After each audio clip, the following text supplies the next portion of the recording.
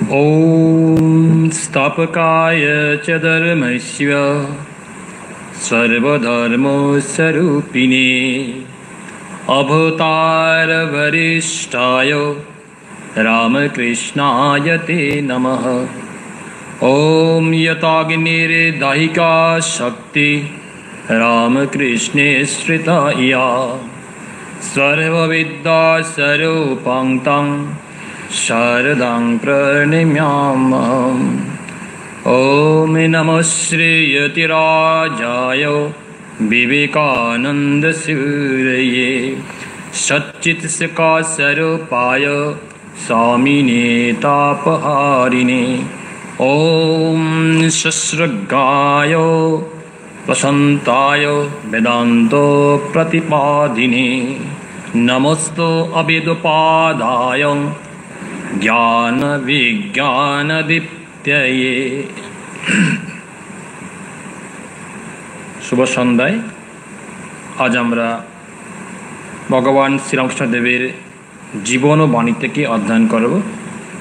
आमरा भगवानेर अष्टनाम श्री गदाधर स्तोत्रम दिए शुरू करছি। এই শ্লোকটি রচনা করেছেন পূজনীয় বলা যেতে পারে বাঙ্গাল শরৎচন্দ্র চক্রবর্তী। স্বামীজির শিষ্য শরৎচন্দ্র চক্রবর্তী তিনি এই গদাধর স্তোত্রটি রচনা করেছেন।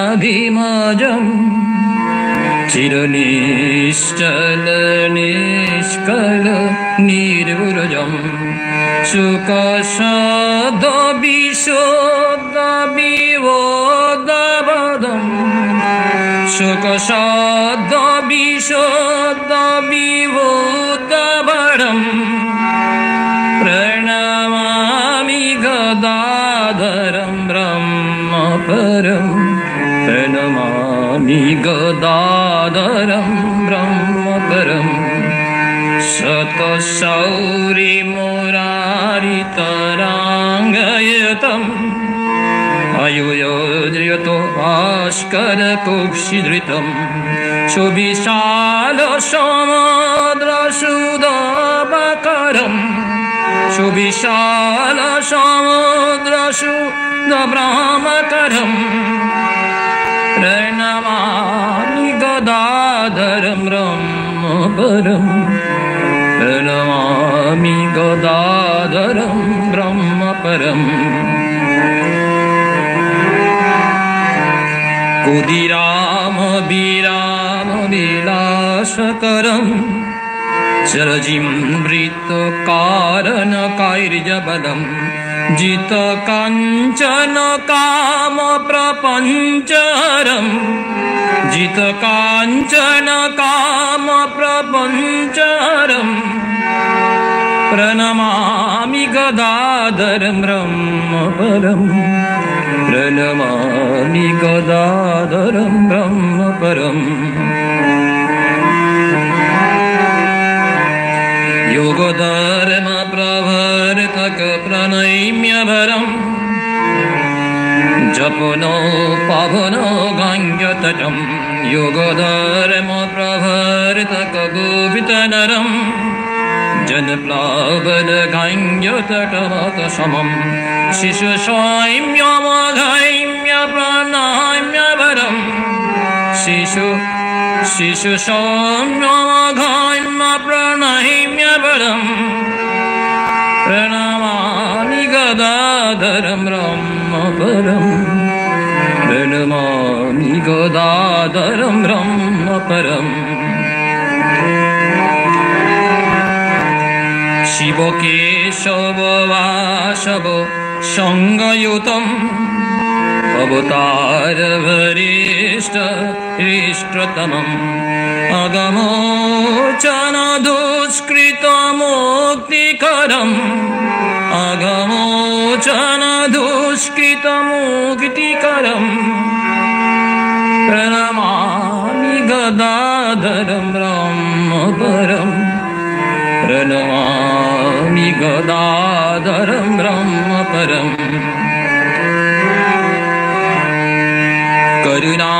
करुणाघनकर्म कटुरपरं गुणहामपापमयशेषगुणं योगचक्रविवर्धक तर्कहरं योगचक्रविवर्धक चत्कहरं प्रणमामि गदाधरं ब्रह्मपरम् प्रणमामि गदाधरं ब्रह्मपरम्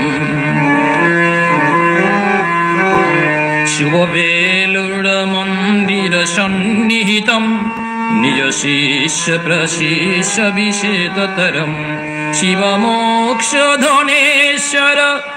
मादिगरं शिवमोक्षधनेश्वर मादिगरं प्रणमामि गदाधरं ब्रह्मपरम् प्रणमामि गदाधरं ब्रह्मपरम् सुगभीर समाधि समुद्रगतं कृतभक्ति विकासन विषयितं तव नाम शुभ भवतापहरम् तव नाम शुभ भवतापहरम् प्रणमामि गदाधरं ब्रह्मपरम् प्रणमामि गदाधरं ब्रह्मपरम्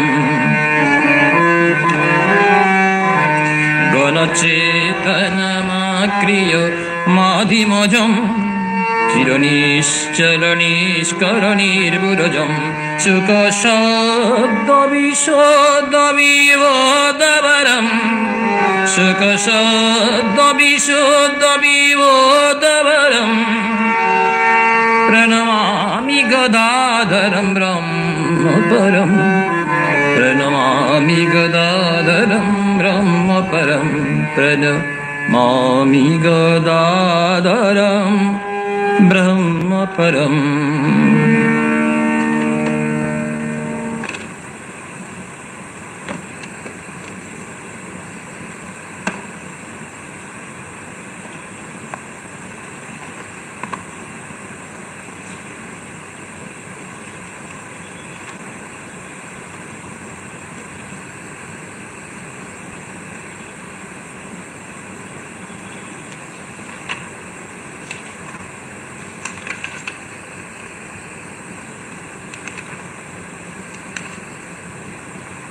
দক্ষিণেশ্বর মন্দিরে শিষ্যদের সঙ্গে ভগবান শ্রীরামকৃষ্ণ। আমরা এই সমস্ত কথা শ্রী রামকৃষ্ণ কথামৃতে পাই। পূজনীয় শ্রীমৎ স্বামী অভেদানন্দজি মহারাজ তিনি শ্রী রামকৃষ্ণ কথামৃতের সমস্ত নির্যাস সংগ্রহ করে তিনি বিশদভাবে লিপিবদ্ধ করেছেন সেই গ্রন্থটি শ্রীরামকৃষ্ণের জীবন ও বাণী। তো দক্ষিণেশ্বরে শ্রীরামকৃষ্ণ রয়েছেন, তাই সকলের প্রতি ভালোবাসা আমরা এর পূর্বে শুনেছি। তো আমরা যে তার মুখ নিঃসৃত বাণী প্রতিনিয়ত শ্রবণ করি, তা এই বইটি তাই বলছেন মহারাজ লিখেছেন শ্রীরামকৃষ্ণের জীবন ও বাণী। তিনি তার কঠোর সাধনার জীবন 30 বৎসর দক্ষিণেশ্বর এবং বিভিন্ন ভক্তগৃহে অতিবাহিত করে মানব কল্যাণের জন্য যে অগাধ সম্পদ রেখে গিয়েছেন, এটি আমাদের জীবন স্বরূপ।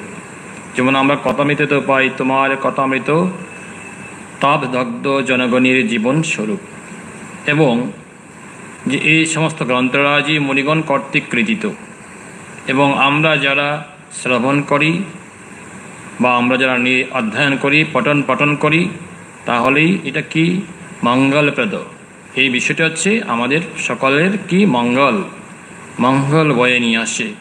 তাই বলছেন এখানে যে মহারাজ বইটি লিপিবদ্ধ করেছেন, বইটিতে তার কথাগুলি, তার জীবন, তার এই 30 বছর জীবন তিনি দেখিয়ে গিয়েছেন। এক জীবনে আমাদের তো হবেই না, যদি শতজন্ম আমাদের হয়, তাহলে যদি ঈশ্বরের স্বরূপ বা তার প্রকাশ আমরা যদি কিছু আয়ত্ত করতে পারি। আবার এও আছে, শ্রী রামকৃষ্ণ কথামৃতে আছেন, বলছেন হঠাৎ সিদ্ধ, যদি ঈশ্বরের কৃপা হয় তাহলে কি তার কৃপা হতে আর কি বেশি দেরি নেই। যেমন বলছেন, অন্ধকার ঘরে যদি এক কোণেই একটি দেশলাইয়ের কাঠি জ্বালিয়ে দেওয়া হয়, তাহলে তো আর আস্তে আস্তে আগুন আলোকিত হবে না, দপ করেই আলোকিত হয়ে যাবে। তদ্রূপ এই জীবনেও আবার আমাদের ঈশ্বর লাভ হতে পারে। তাই এই যে তার বাণী আমরা প্রতিনিয়ত শুনি, কার বাণী? শ্রী ভগবানের বাণী। সেই বাণীটি কি? অমৃত তুল্য। আর আমরা কারা?